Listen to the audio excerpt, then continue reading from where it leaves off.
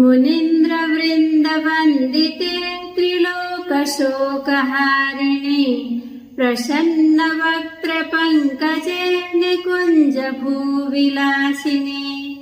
व्रजेन्द्रभानुनन्दिनी व्रजेन्द्रसूनुसङ्गते कदा करिष्यसि मां कृपाकटाक्षभाजनम् अशोकवृक्षवल्लरी वितानमण्डपस्थिते प्रवालज्वालपल्लव प्रवारुडाङ्घ्रिकोमले वराभयस्फुरत्करे प्रभूतसम्पदालये